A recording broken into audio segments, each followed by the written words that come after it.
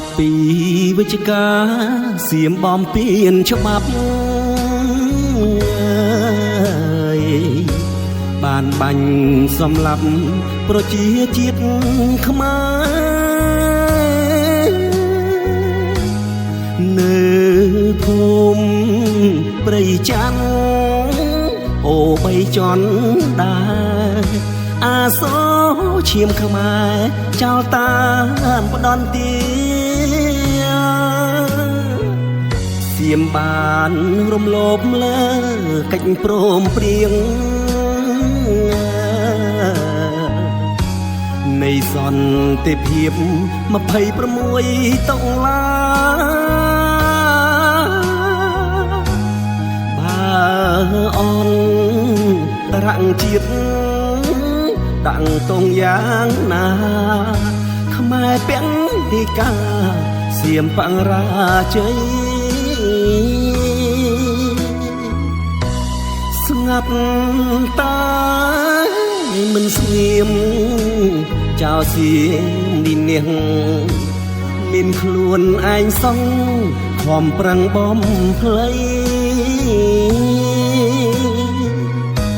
ខ្មែរយើងសាមគ្គីមិនចោលទឹកដីសំណាញ់ធ្វើបដីលោកលៃ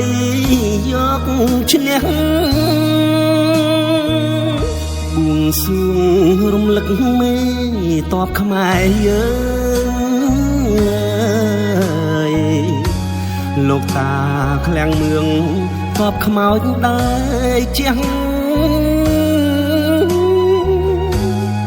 សំដាច់ពុកតែចូល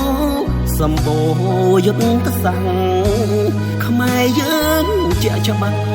យកឈ្នះចោលសៀម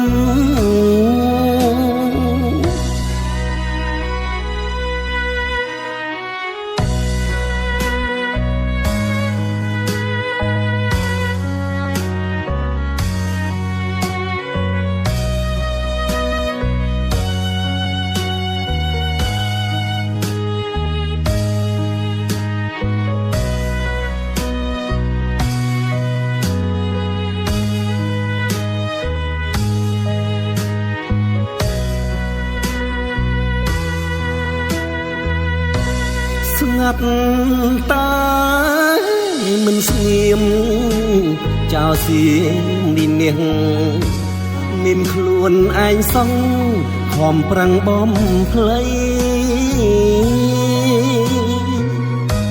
ខ្មែរយើងសាមគ្គីមិនចោលទឹកដីសំណាញ់ធ្វើបដីលោកលៃ